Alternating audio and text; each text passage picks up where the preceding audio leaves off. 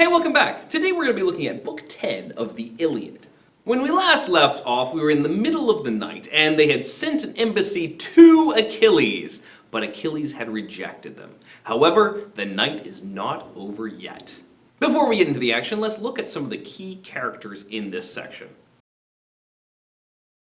First, we're going to see Agamemnon reprising his role. And much like in Book 9, Agamemnon is rather broken by the last few days' events. Instead of the powerful, domineering, and somewhat brutish warrior he was in the past, he is deeply shaken by their recent losses, and particularly by the fact that it seems like Zeus has betrayed them. On the other hand, we have Nestor, who is really still in the same vein. He is an old man with lots of advice, and he's happy to be up at any hour of the night just to give his advice to Agamemnon. We'll also re-feature Diomedes, who, as we have seen throughout this book, is eager to prove himself over and over again. And he's always up for a mission, even if it shows up in the middle of the night. He's going to team up with Odysseus, who is another very brave hero, and Odysseus is known for being clever, using his mind. And we'll see that again in this section as well. Finally, we're going to meet a Trojan whose name is Dolon, who's known for being very quick, and he's also rather ambitious. When given a big offer by Hector, he's eager to jump in and play a spy. Okay, let's look at the action of this book. It opens up still in the middle of the night, after we've already tried to get Achilles to side with us. Agamemnon can't sleep. He's supposed to be getting rest right now, but he's too upset to sleep. And so he wakes up and starts to leave his tent. And he bumps into Menelaus, who also can't sleep, and is checking on his brother. The two of them decide to make the best use of their time and go wake up some of the other heroes and see if they can come up with another plan. Agamemnon goes to visit Nestor, while Menelaus goes and wakes up some of the other big heroes. After a few minutes of shaking people awake and startling people out of their sleep, everybody seems pretty eager to come back together and see what else they can do. And so as they all regather, Nestor has a great plan. Why don't we take this opportunity to sneak over and spy on the Trojan ranks? See if we can find out what their plans are, how they're going to start things out tomorrow. And maybe cause a little mischief as well. If one of you heroes would go cause some trouble for the Trojans and bring back some intel, we would all be so impressed with you, you'd win all kinds of glory, and we would all, I'm sure, be glad to give you gifts. Diomedes, who's been really on it this book, jumps up and is ready to respond. Nestor, the mission stirs my fighting blood. I'll slip right into the enemy lines at once. These Trojans camped at our flank.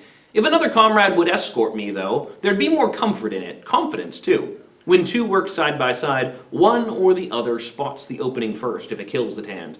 When one looks out for himself, alert but alone, his reach is shorter, his sly moves miss the mark. It's nice to have somebody watching your back, especially in a secretive night mission. Several people jump up and volunteer, and Agamemnon says, "Why don't you choose, Diomedes?" So Diomedes picks Odysseus. Odysseus is known for being clever, and he'd be a great person to have along with you. Not only is he clever, but he also gets lots of favor from the gods, particularly Athena, and you want her on your side when you're doing a mission like this. How could I pass up royal Odysseus here? His heart's so game, his fighting edge so keen, the best of us all in every combat mission. Athena loves the man. With him at my side, we'll go through fire and make it back alive. No one excels the mastermind of battle.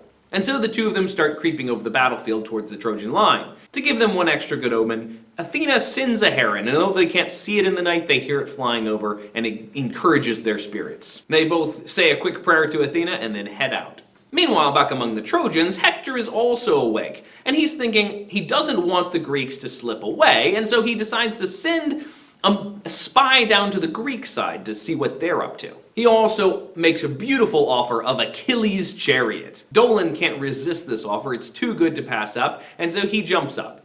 He's nothing to look at, but boy does he have fast feet, and he thinks with his speed, he can sneak over to the Greek lines and get all their information.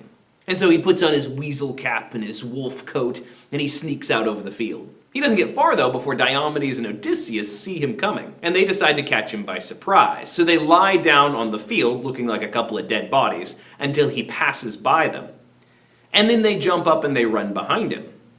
He turns around, thinking that it's some of his buddies from the Trojan camp coming to meet him, but as soon as he sees Odysseus and Diomedes coming, he turns and starts sprinting. Diomedes shouts at him and gives a warning chuck of a spear, throwing it right over his head to show how close they are, and tells him to stop.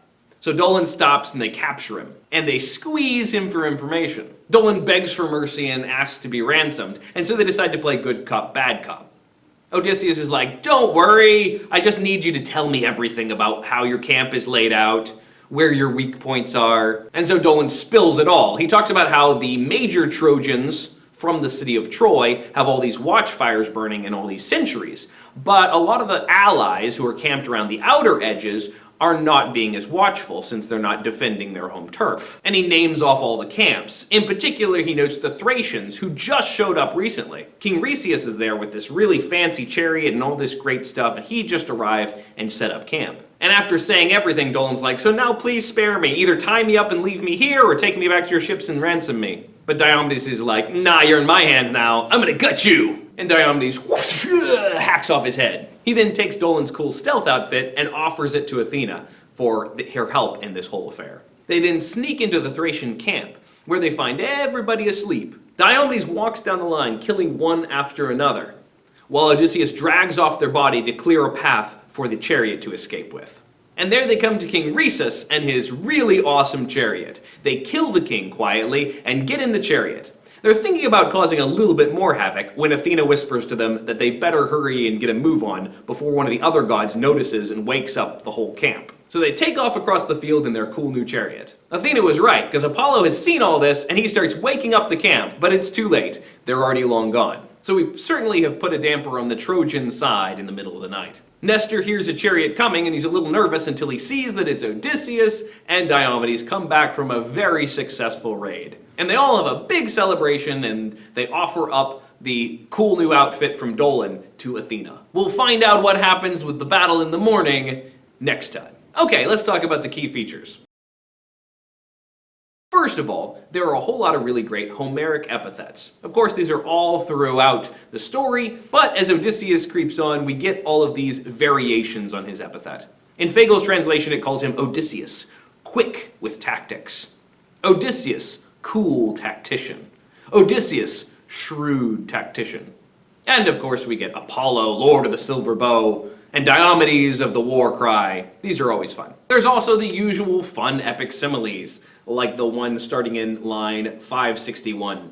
As a lion springs on flocks unguarded, shepherd gone, pouncing on goats or sheep and claw mad for the kill, so Tydeus' son went tearing into that Thracian camp until he'd butchered 12. Or earlier in the book, like sheepdogs keeping watch on flocks in folds, a nervous, bristling watch, when the dogs get wind of a wild beast rampaging down through mountain timber, crashing toward the pens, and the cries break as he charges, a din of men and dogs, and their sleep is broken, gone.